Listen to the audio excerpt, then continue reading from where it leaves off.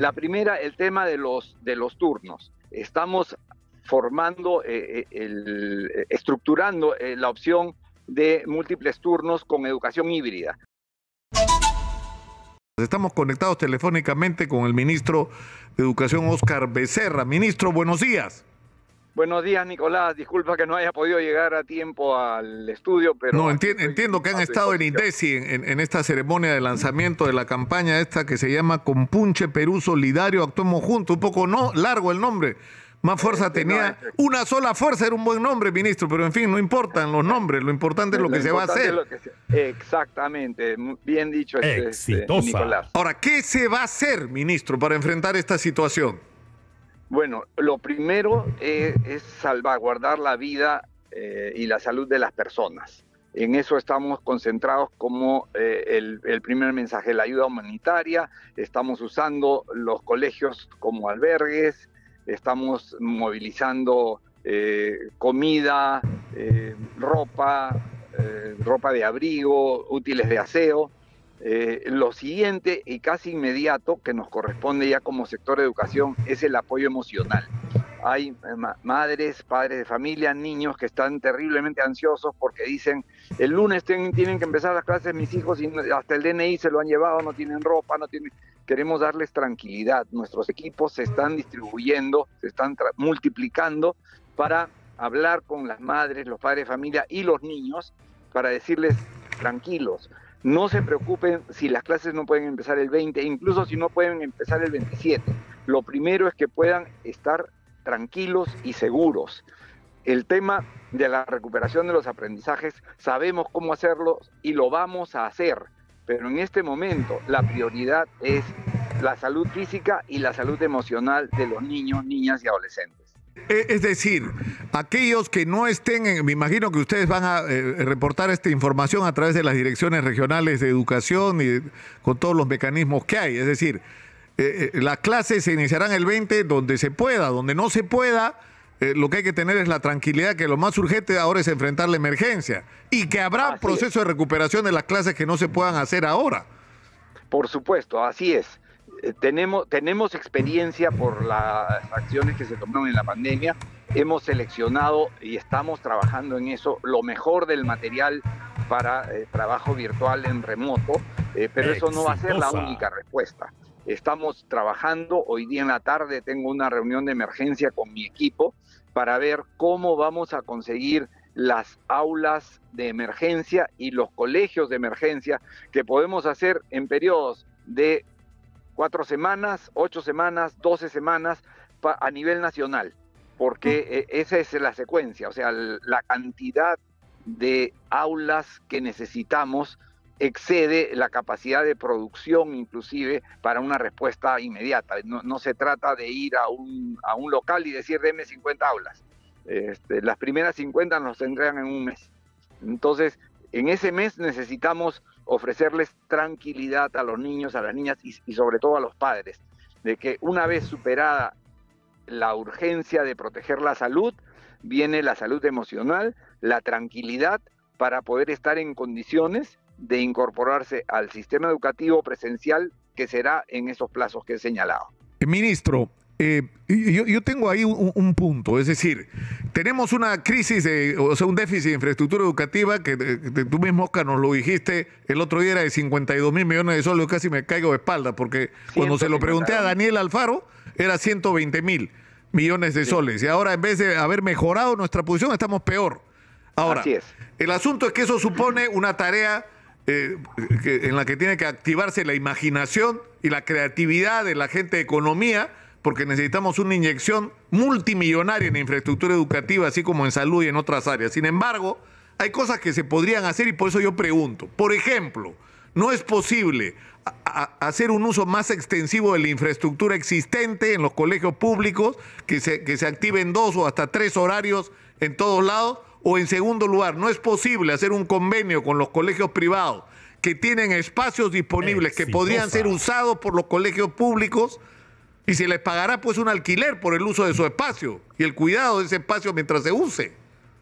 Mira, esas son justamente alternativas en las que estamos trabajando. La primera, el tema de los turnos. Estamos formando, estructurando la opción de múltiples turnos con educación híbrida, de manera que, por decir, 3 días presenciales, 2 días virtual y viceversa, para multiplicar la capacidad de atención con modalidades que han demostrado ser eficientes, sobre todo con chicos de secundaria. Eso nos, entre comillas, duplica la capacidad de atención sin sacrificar calidad. El tema de los colegios privados, también estamos trabajando en eso. Hay alternativas interesantes.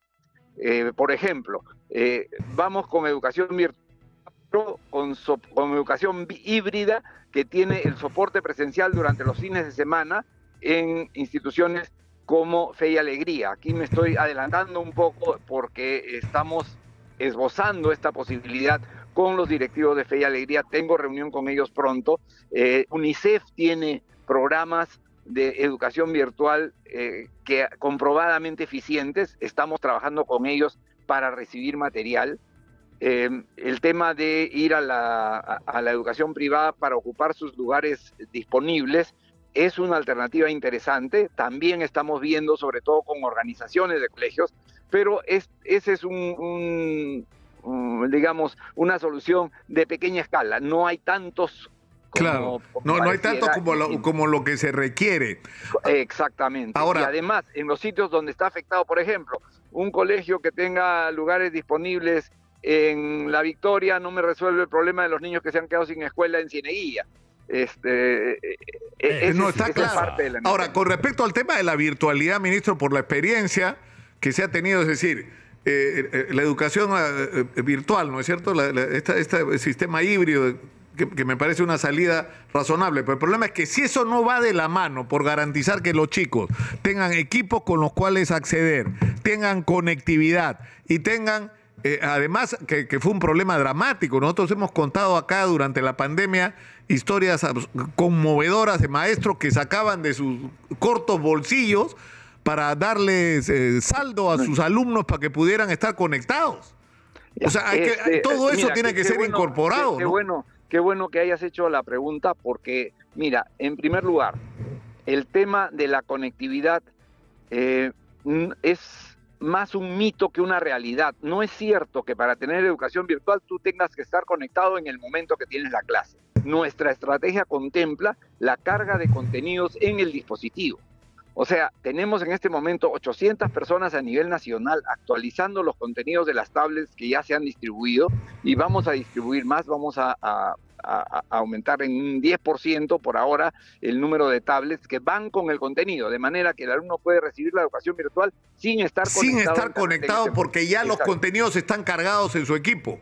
Así es, no es posible depender de una conectividad que en un país... Eso está muy bueno, eso es muy bueno. Ahora, eso supone que todos los estudiantes tengan su tablet en la mano. Todos los que necesitan el tema híbrido, que es un número grande y que en este momento todavía no está resuelto. Estamos trabajando con economía, como has dicho.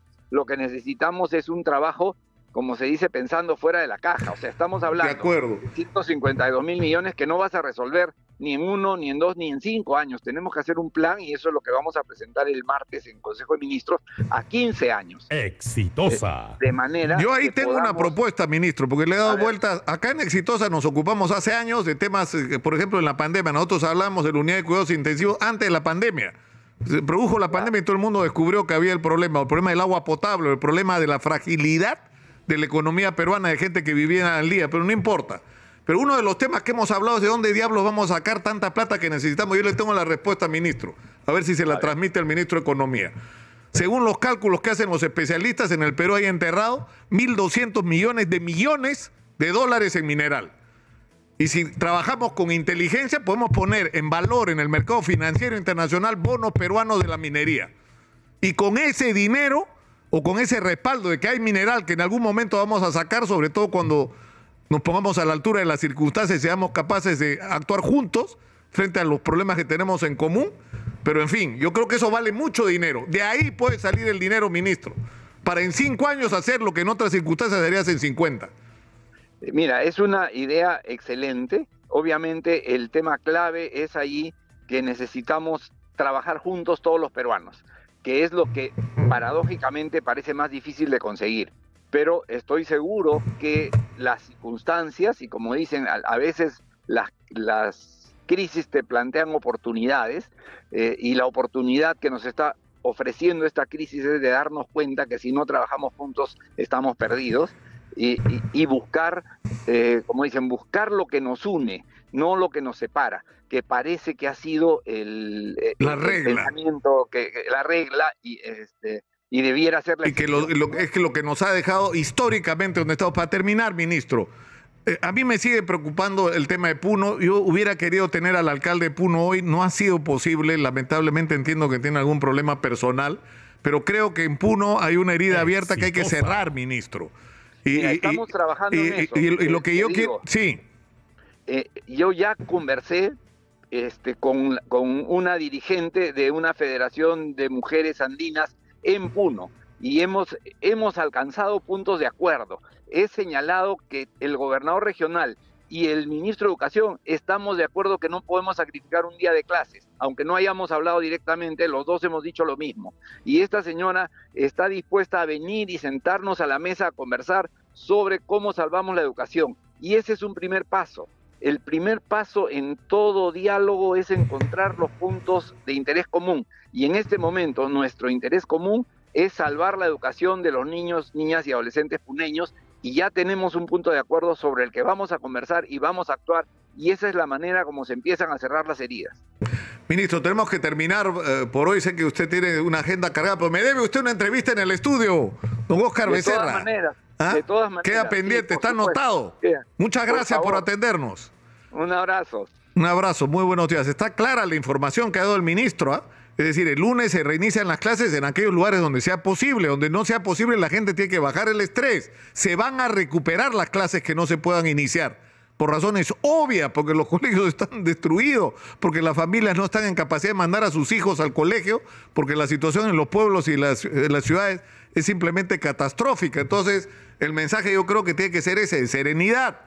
No se va a perder el año, se va a recuperar lo que no se pueda hacer desde ahora y va a haber esta combinación. Vamos a esperar la información completa de esta educación híbrida. Una parte será presencial y otra parte será virtual, y los mecanismos para hacerlo espero que nos la transmitan como información más precisa en los próximos días.